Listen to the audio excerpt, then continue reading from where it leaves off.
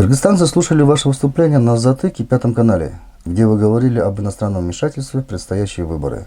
Мы создали Центр мониторинга «Келечек-Эджол», чтобы другие страны и международные организации не вмешивались в наши выборы. Наша задача – оперативно отслеживать вмешательство других государств в парламентские выборы. Каково ваше мнение по этим вопросам?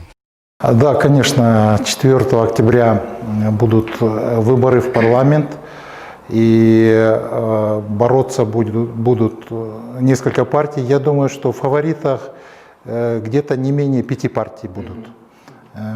Это значит Биримдик, Мекенем Кыргызстан.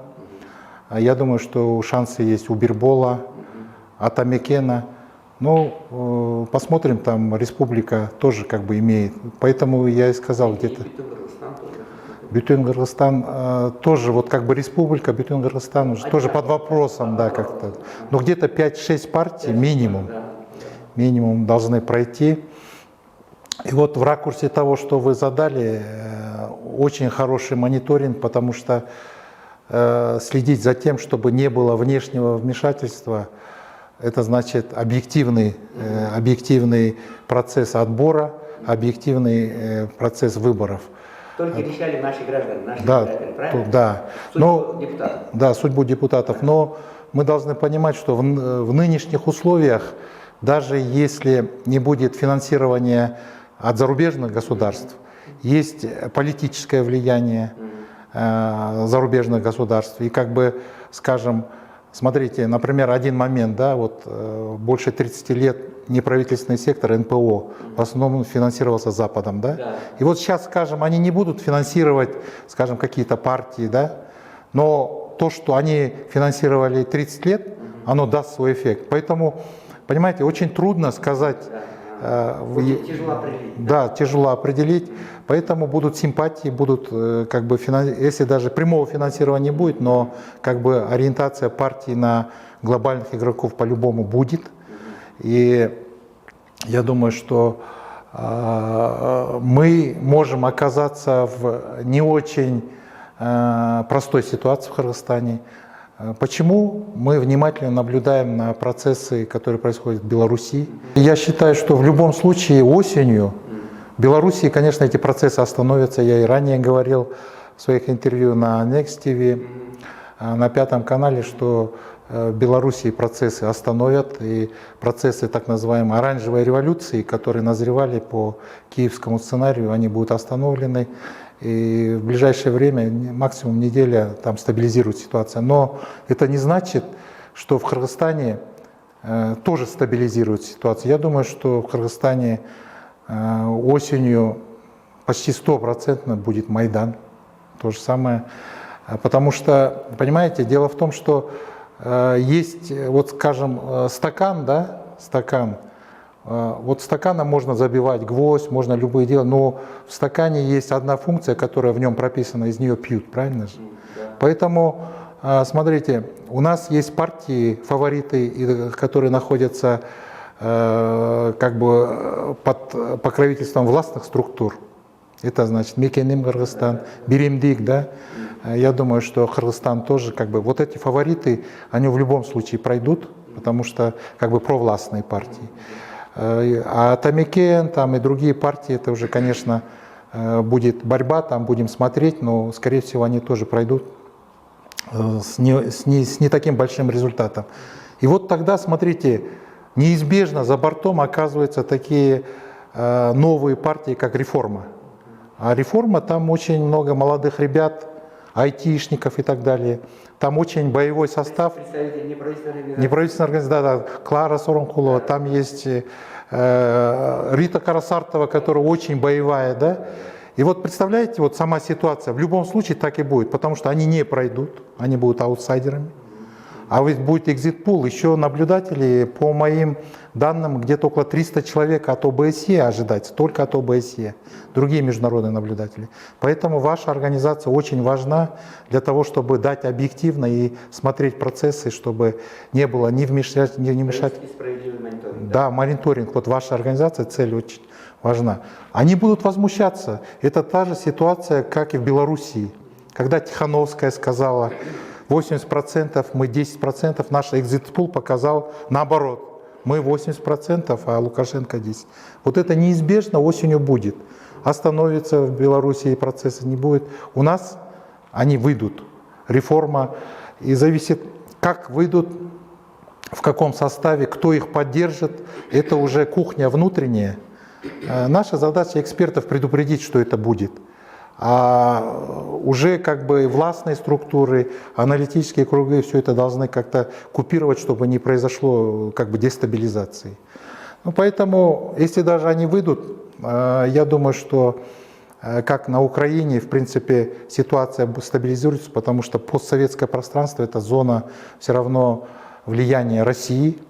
И после Киевского инцидента, вы же видите, Белоруссия, Россия очень сильно помогла стабилизировать Беларусь. Таким образом, Белоруссия из-за непоследовательной политики Лукашенко, его лукавого лавирования между Западом и Россией, теперь уже как бы он подтолкнул на жесткий союз с Россией. И поэтому я думаю, что даже если у нас произойдут, то уже не будет того, что могло бы произойти, если бы, скажем, та цветная революция, которая в Беларуси осуществилась. И если бы цветная революция осуществилась в Белоруссии, я уже давал ранее прогноз тоже, как бы, то это сдетонировало бы на Хабаровск, потому что Хабаровск поддерживает, да, белорусские события, Белоруссия поддерживает Хабаровск. Там арестован был губернатор, да? Да, Фургал. В Башкирии брожения идут, ну, типа экологического движения все это. В Казахстане очень непростая ситуация, межнациональная тоже развивается. Все это сдетонировало бы. Дестабилизация России, если бы в Беларуси осуществилась гипотетическая революция, то дестабилизация России была бы. Дальний Восток начал бы уходить, сепаратизм начался бы. Уже бы начал и Кавказ, все это. А следовательно, и Кыргызстан, я не исключил бы, что в Кыргызстане тогда возможно была бы возможен третий переворот. Я революцией не называю вот эти две прошедшие. Третий переворот был бы. Вы сказали, что если эти процессы в Беларуси остановятся, то в Кыргызстане будет больше мира и никаких политических волнений.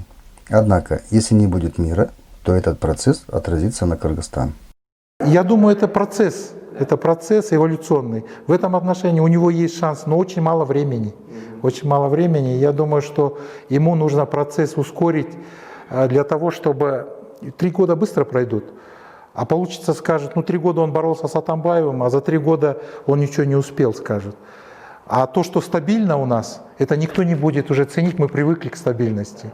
Понимаете? Поэтому ему надо сделать за 3 года очень мощные реформы. Очень мощные реформы. Я думаю, вот парламент сейчас состоится, и вот молодые ребята, которые появятся, они не будут делать революции. Хотя если бы в Белоруссии там началось, то я думаю, что вот эти ребята, которые оказались в Атамекене, в Бирболе, они бы присоединились к реформе, которая на улице.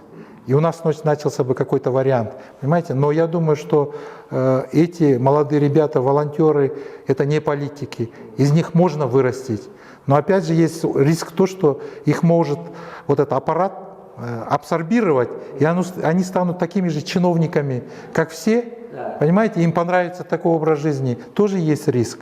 Поэтому это вопрос лидера, как он. К сожалению, Атамбаев, он мог вырастить, но он не был политиком. Он очень много плеяду молодых ребят давал возможность действовать. Вы же помните, вот эти все цифровизация, все это при нем началось. Понимаете, сейчас продолжается. Но он не политик, и, к сожалению, вот так закончилось. Вы сказали в своем интервью, что после парламентских выборов будет 100% украинский Майдан. И это стало сенсацией сегодняшнего разговора с вами. Я как правозащитник не верю, что Майдан будет. Почему? Лукашенко правил Беларусью 26 лет. Некоторые горожане уже устали.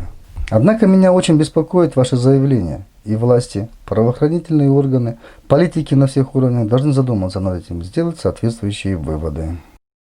Вы знаете, мне нравится выражение Иосифа Виссарионовича Сталина, которое я люблю как бы цитировать. Он сказал, есть логика намерений, а есть логика обстоятельств. И логика обстоятельств сильнее логики намерений.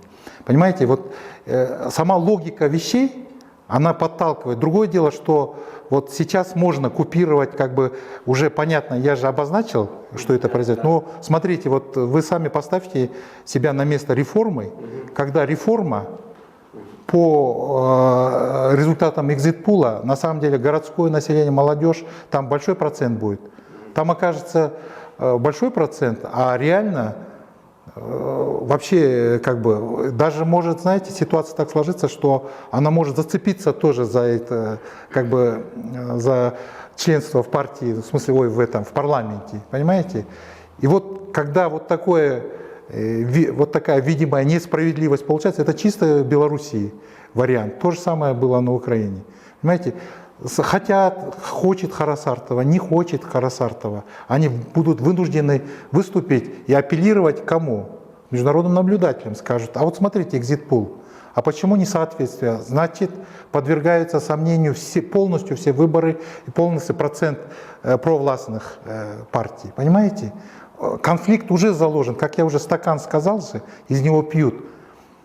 Конфликт в этом парламенте уже заложен. Другое дело, как он будет сейчас разворачиваться. Мы сейчас посмотрим. Он будет разворачиваться как в Беларуси. В Беларуси очень жестко Россия помогает Лукашенко, идет жесткая зачистка. Там даже на заводах высадились люди, которые нейтрализуют этих активистов. Везде как бы берут, например, уголовные дела заведены.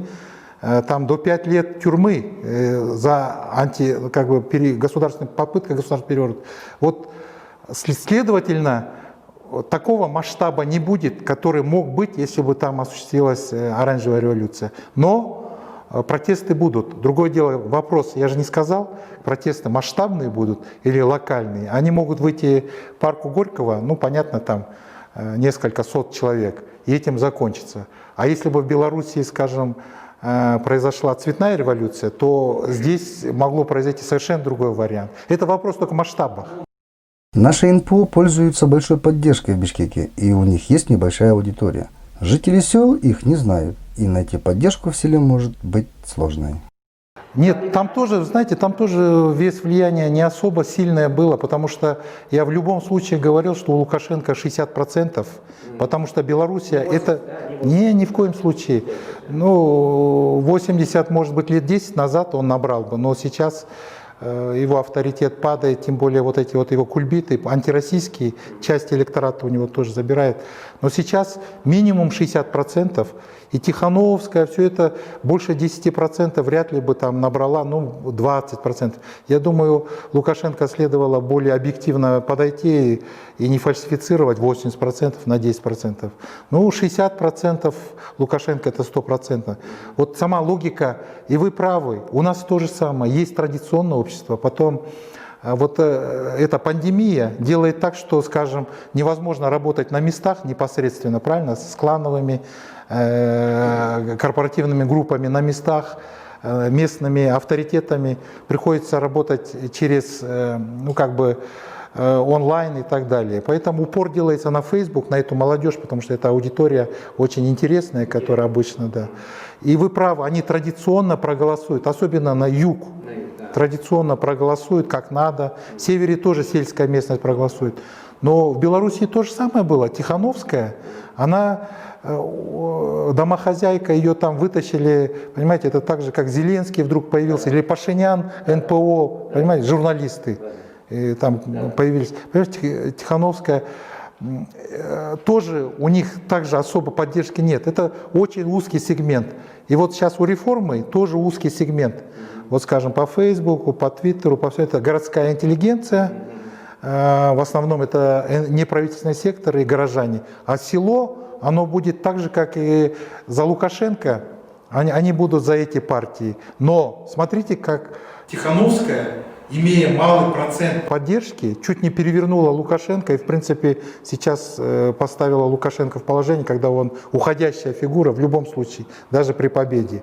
Тихановская домохозяйка победила Лукашенко, который создал мощное экономически развитое государство. Да, они возьмут только сегмент городской, но в Белоруссии то же самое. Тихановская не взяла, понимаете, 80%. В любом случае Лукашенко 60%.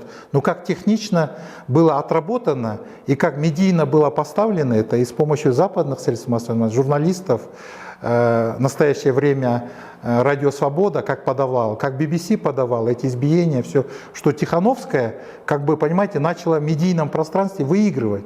Так и здесь у нас тоже, в принципе, могло быть. Представители и лидеры неправительственных организаций уже много лет получают гранты из других стран. И благодаря этой помощи они смогли встать на ноги. Они стали известными и важными людьми в стране. Без иностранной поддержки они бы не достигли этого уровня. Теперь они вмешиваются в политический процесс страны, баллотируются в парламент, становятся членами политических партий и требуют отставки правительственных чиновников. Скажите, как эксперт, по вашему мнению, косвенно иностранного вмешательства во внутренние дела нашей страны нет? Я одно хочу сказать, что, скажем, с моей точки зрения, вот неправительственный сектор, если бы не было неправительственного сектора, скажем, вот грантовой помощи Запада, и они не вырастили неправительственный сектор, то вы знаете, мы все-таки Азия. Вы же видите наше окружение. У нас единственная страна, где на самом деле есть какие-то демократические принципы. И все это благодаря этим НПО. Понимаете, им отстаивание, начиная от прав человека, ребенка и так далее, идет воспитание общества. И это очень хорошо. Я считаю, что грантовая помощь Запада сыграла очень важную роль в становлении гражданского общества Кыргызстана. И если бы не было вот этих НПО, то власти, да, они бы, как в Туркмении, понимаете, они бы, просто у кыргызов немного психология другая, но все равно они работали бы очень жестко, авторитарно все это. И НПО позволяет нам двигаться в демократическом направлении, поэтому Запад с интересом смотрит, как на азиатской почве, вот у нас только вот начиная с Турции, кончая Монголией, именно Кыргызстан является той лабораторией, что могут ли... Кыргызстан является родиной НПО, правильно? Да, может ли на азиатскую ментальность, деспотическую азиатскую ментальность привиться какие-то демократические ценности. Вот единственная лабораторная площадка это и есть Кыргызстан. Международные организации предоставляют гранты для защиты прав человека, свободы слова и прав детей, женщин и людей с ограниченными возможностями. Однако они не предоставляют гранты, чтобы не вмешиваться в политический процесс государства и требовать отставки глав государства, что оскорбляет честь и достоинство. Ваше мнение? Я думаю, что неправительственный сектор, лидеры неправительственного сектора должны понимать, что 30 лет получая гранты с Запада, это концептуальное, понимаете, управление. Они получают финансирование Запада, следовательно, они полностью зависят от Запада в концептуальном плане, да. И хорошо, я думаю, что они должны осознавать, что есть Рубикон. Вот они развивают гражданское общество, там права человека и так далее, детей, там и экологию, все нормально идет, да. Но они должны понимать, что наступает Рубикон, когда для Запада, вот именно выращенные за 30 лет, они должны решать уже политические задачи. Понимаете? И вот в этот Рубикон они не знают уже, они же получали все время. Да, они должны осознать. Дальше же некуда. Дальше уже политика правильно? начинается. Там дальше уже красная точка, правильно? Да, Они не должны переходить все это. Да, а давят на Западе, понимаете? Они там потому что говорят, а вот смотрите, оказывается у вас, мы продвигаем, но оказывается власть, она не реформируется. Мы там пытаемся проводить тоже проекты, которые реформируют госуправление, там наблюдателей ставим, да, во все органы, да, но не реформируется. Так давайте НПО, тогда вам придется с политическим лозунгом. Я думаю, здесь вот опасность есть. И вот сейчас смотрите, вот Рита Харасартова и другие, они должны понимать, что в этой ситуации государство будет защищаться. И вот сейчас на Украине со вчерашнего дня уголовная ответственность за попытку государственного переворота этим же НПОшникам. Понимаете, они перешли грань, вошли в политику. Представители НПО, занимающиеся политикой, пересекают все границы, включая красную линию. Нигде более. В 2010 году одна из партий получила финансовую поддержку от других стран и победила на парламентских выборах. Теперь партия исчезла из политической арены из-за отсутствия внешней финансовой поддержки. Почему наши политики должны бежать в другие страны за финансовой поддержкой? Это преступление. Судьбу наших депутатов и президентов решает народ Кыргызстана, наши избиратели. Что вы думаете по этому вопросу, как эксперт? Да, это стало хорошим тоном. Все отслеживали в средствах массовой информации. Вот такой-то политик поехал в Кремль, и все гадали, на каком уровне он там встречался. И, да, или да, на вот этот почетный ужин в Соединенных Штатах, который устраивают. Да. А они поехали, уже все отслеживали, а значит это там или встретился с Европейским Союзом и так далее. Я думаю, это очень плохо, потому что, скажем, революция 5-го года, есть хороший фильм французских кинематографистов, они объективны, это же Запад, западный, которые снимали фильм, называется «Как делаются цветные революции». И там все наши, и Айдил Байсалов, и все полностью открыто все рассказали, как там, и там посол Америки, и все, вот они полностью все взяли и выложили. Понимаете, революция 5-го года, революция 10-го года, оно не прошло, это не внутренний процесс, очень сильное влияние оказывали внешний фактор. Это 5-го года Соединенные Штаты Америки, 10-го года Россия. Поэтому, к сожалению, мы не самостоятельные субъекты. Мы должны куда-то ехать. Да. Мы сами должны решать вопрос. Да, вот ваш центр и вот неправительственный сектор, да, они должны это понимать. При том, что они получали гранты на Западе, но они должны как-то это как бы преодолеть, понимаете, если они хотят развития Кыргызстана, чтобы не было стараться минимальное влияние и Запада, и России, и других стран. Мы должны сами решать свою судьбу. Минимизировать влияние. Да, минимизировать. Это новый формат политиков должен вырасти, понимаете. Я думаю, эволюционно он будет, но все зависит от гражданского общества. Если гражданское общество дальше будет развивать гражданское общество и так далее, но не лезть в политику, от таких центров, как вы, мониторинга, и чтобы внешнего влияния не было, ни с какой страны, ни Россия, ни другие. Но внешнее влияние пока будет, потому что это стадия роста, болезнь роста, и, скажем, Россия, Китай, они в одном векторе, это зона как бы влияния, да. Запад, коллективный Запад, Соединенные Штаты Америки, Европа, Япония, это другой вектор, правильно, развития. Поэтому трудно будет избежать, но если мы, кыргызская элита, да, элита, почему говорят, в кавычки берут, говорят, элита там всячески уничижительно, потому что она бегает по всем этим столицам других стран. Если мы все-таки докажем, что мы можем самостоятельно решать свою судьбу, к нам тоже будут так относиться, с уважением все, считаться. Развитие свободы слова в Кыргызстане, защита прав человека, свободные выборы и смена правительства идут на пользу Западу. Потому я думаю, что Запад не заинтересован ни в какой революции в Кыргызстане, как в украинском Майдане. Каково ваше мнение по этому вопросу? Знаете, я думаю, что здесь Запад подойдет прагматично, да, прагматично, и они уже не будут стараться, чтобы произошел какой-то Майдан здесь, то все, и чтобы мы сохранили вот эти хотя бы завоевания, потому что мы даем образцы для Узбекистана, для Казахстана, для всех наших соседей образцы демократических норм даем. И они, я думаю, не будут разыгрывать тот сценарий, который все-таки разыгрывался в Белоруссии с Лукашенко, потому что все-таки концептуальный центр дестабилизации и превращения Белоруссии в Киев, в смысле на Украину, был в Варшаве. И вот смотрите, последние вчерашние звонки Ангелы Меркель и Макрона Путину, и вчерашняя отставка министра иностранных дел Польши, который встретился с правозащитниками Тихановской. Понимаете, это говорит о том, что Запад понял, что вот эта игра по Белоруссии с неправительственным сектором, с Тихановской, все это проиграно, и таким образом они дают откат назад.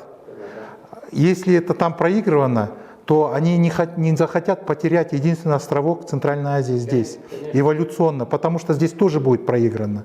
Следовательно, если даже произойдет протестные действия, скажем, из реформы и так далее, но они будут носить локальный характер, и я не думаю, что Запад рискнет потерять и Кыргызстан, потому что Белоруссия потеряна для Запада. Да, потеряно, но вот это другой вопрос. Потому что они концептуально проиграли Белоруссию. Они не учли тот фактор, что Белоруссия – это не Украина, понимаете? И они расшатывали, вот как сейчас реформа, которая владеет только сегментом городского населения, интеллектуалы, там НПО и так далее, а основная масса у нас-то традиционное общество, они живут адатами, они живут корпоративными интересами групп вот этих, которые на местах, а они поддерживают эту власть. Тем более, если Белоруссия, находящаяся в Европе, проиграла, здесь проиграют еще хуже.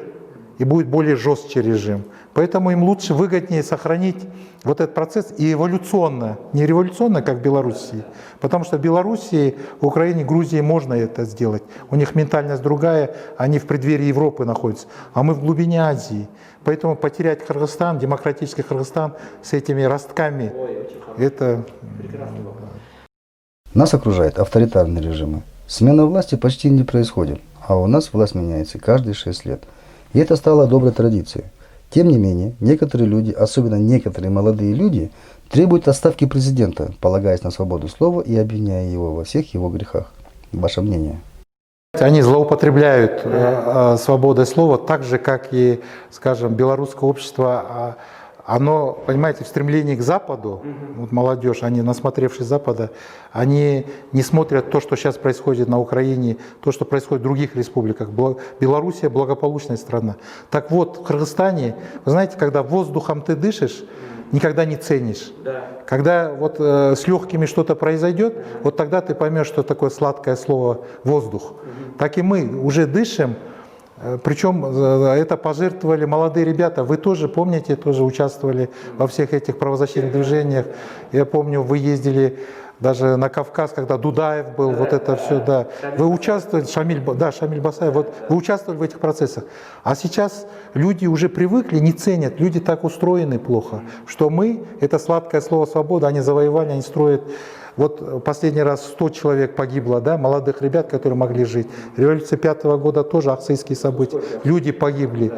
Все время это оплачено кровью, поэтому не ценят. А у нас уже прививка. У нас прививка. И если Сооронбай Шарипович не передаст свой пост после окончания кому-то, то произойдет революция, потому что у нас однозначно. А это не произойдет в других республиках. А это достижение вот этих ребят, которые погибли в этих 2 революциях. Это надо ценить. И вот эти, которые сейчас призывают отставка и так далее, они либо, знаете, совершенно недоумки, да, не понимают, либо их кто-то подталкивает.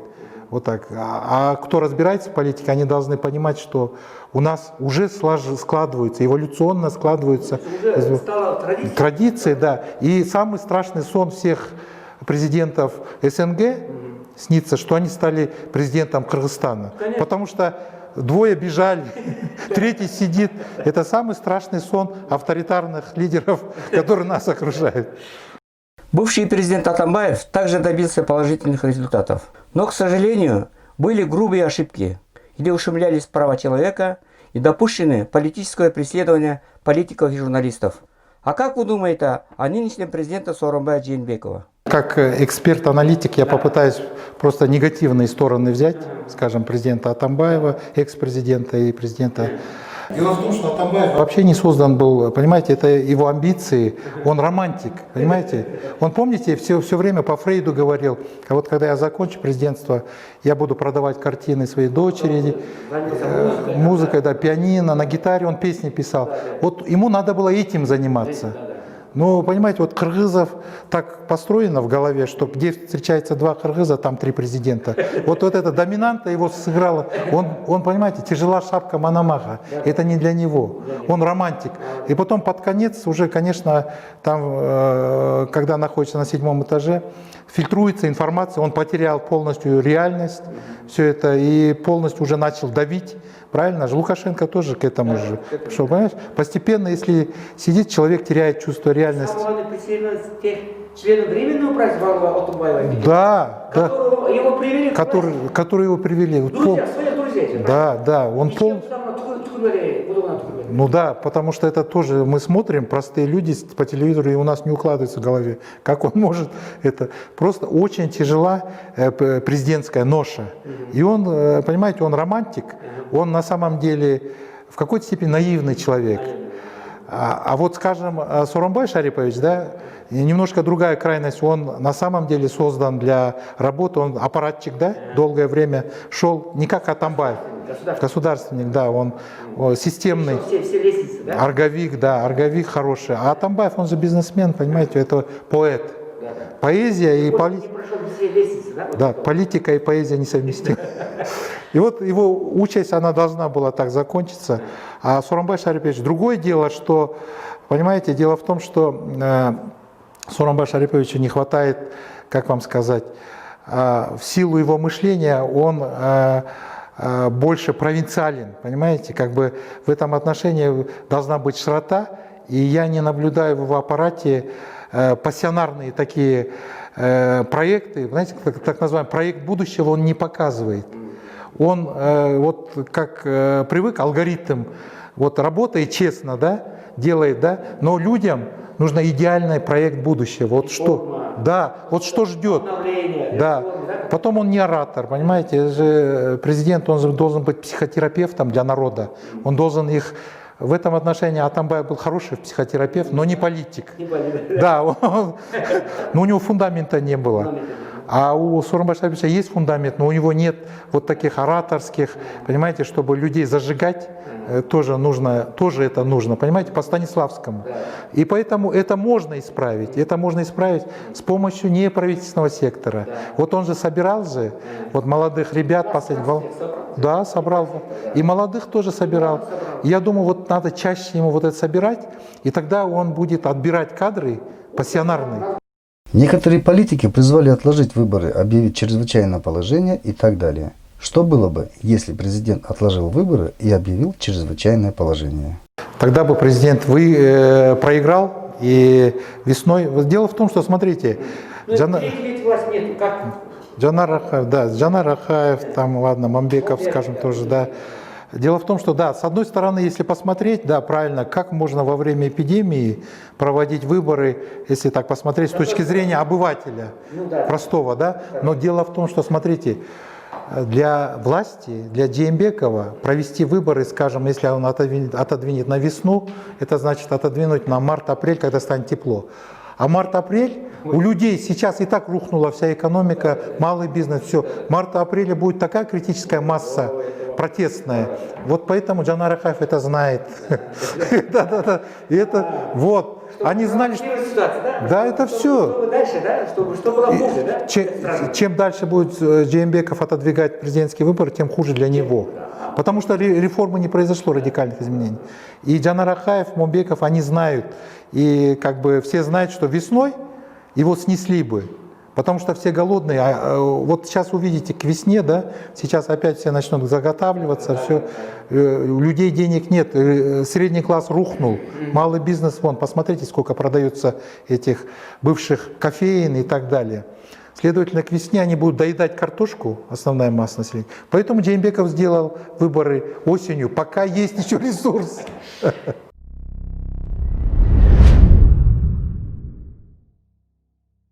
Я желаю вашей организации, вы сказали, что я первый, который здесь выступает, Ахджол. Я считаю, что если еще хотя бы 5 таких центров возникнет, как вы, как у вас, то тогда в Кыргызстане будет очень, вот то, что вы говорите, это и произойдет, объективный, без вмешательства извне, потому что мониторинг очень важен.